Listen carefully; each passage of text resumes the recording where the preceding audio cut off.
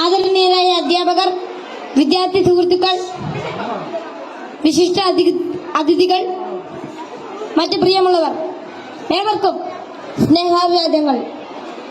മാനവ ചരിത്രത്തിൽ ഇന്നുവരെ നേരിട്ടിട്ടുള്ള എല്ലാ ദുരന്തങ്ങളെക്കാളും ഭയാനകവും പ്രകൃതിശേഷിയേറിയതും നാശകരവും പ്രത്യാഘാതം ദീർഘകാലത്തേക്ക് നിലനിൽക്കുന്നതുമായ ഒരു മഹാവിപത്താണ് ലഹരിയുടെ ഉപയോഗം.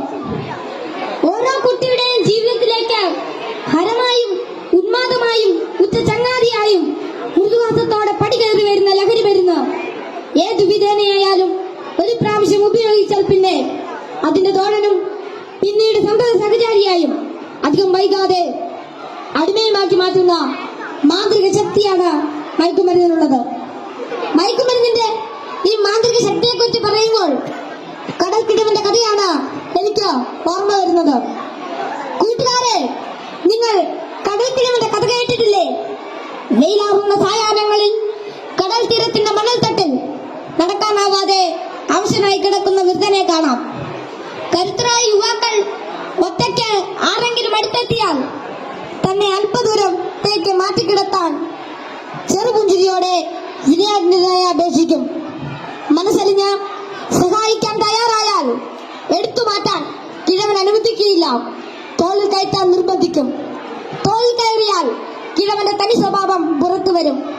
തന്നെ വഹിച്ചവൻ കുഴഞ്ഞു വീണ് മരിക്കുന്നതുവരെ തോളിൽ തന്നെ ഇരിക്കും. നന്നേ ഭാരമുള്ള കിഴവനെ ചുമന്ന യുവാവ് മരിച്ചു എന്ന് ബോധ്യമായാൽ ഇറങ്ങി അല്പമകലെ മാറിക്കിടക്കും, അടുത്ത ഇരയെയും കാക്കാൻ. ഇതുപോലെയാണ് ലഹരിയുടെ ഉപയോഗവും. ഒരു പ്രാവശ്യം രുചിച്ചു നോക്കിയാൽ പിന്നെ രക്ഷപ്പെടൽ അസാധ്യം എന്നല്ല, എന്നാലും വലിയ പ്രയാസം തന്നെ.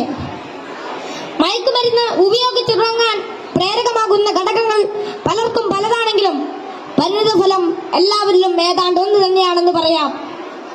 ഉപയോഗിച്ച് തുടങ്ങുമ്പോഴുള്ള രസവും കൗതുകവുമെല്ലാം മാനസിക സംഘർഷങ്ങൾക്കും ശാരീരിക പ്രശ്നങ്ങൾക്കും വഴിമാറും.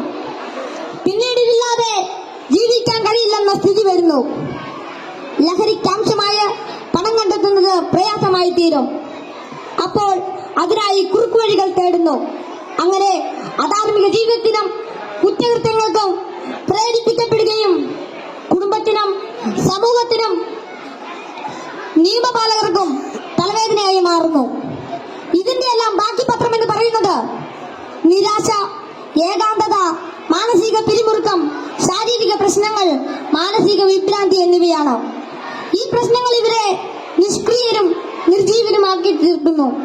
അങ്ങനെ കുടുംബത്തിന്റെയും സമൂഹത്തിന്റെയും നട്ടെല്ലാകേണ്ട ഇവർ വീടിനും വീട്ടുകാർക്കും നാടിനും തന്നെ ബാധ്യതയായി തീരുന്നു. ലഹരി ഒരു മഹാവിപത്താണ്, സമൂഹത്തെ കാർന്നു തിന്നുന്ന മഹാവ്യാധി. ഇത് ബാധിക്കുന്നതാകട്ടെ നാടിന്റെ സമ്പത്തും രാഷ്ട്രത്തിന്റെ അടിത്തറയും നട്ടലുമായ കൗമാരത്തെയും യൗവനത്തെയും. കുപ്പിയിൽ നിന്ന് തുറന്നുവിട്ട ഭൂതം പോലെ നമ്മെ ഒന്നോടെ വിഴുങ്ങുവാൻ വായ്പിളർ നല്ലറിയാർ തടുക്കുന്ന ഈ ദുർഭൂതത്തെ നമുക്ക് ഒറ്റക്കെട്ടായി നേരിടാം. ലഹരി എന്ന മഹാവിപത്തിനെതിരെ സന്ധിയില്ലാ സമരത്തിനായി നമുക്ക് അണിചേരാം. മയക്കുമരുന്നിന്റെ ഉപയോഗത്തിനും വിതരണത്തിനും വ്യാപനത്തിനുമെതിരെ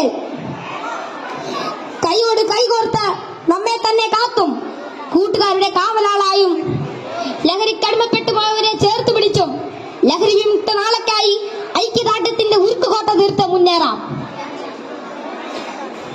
ഉറച്ച തീരുമാനവും വ്യക്തമായ കർമ്മപദ്ധതികളും കൃത്യമായ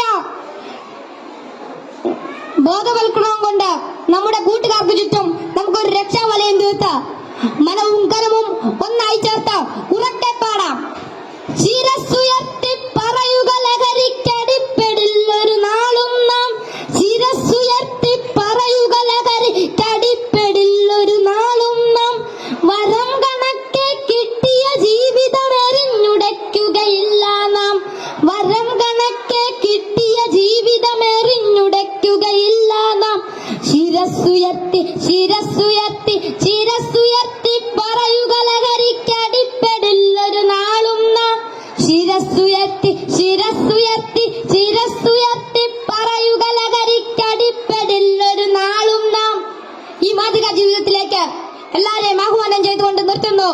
നന്ദി, നമസ്കാരം.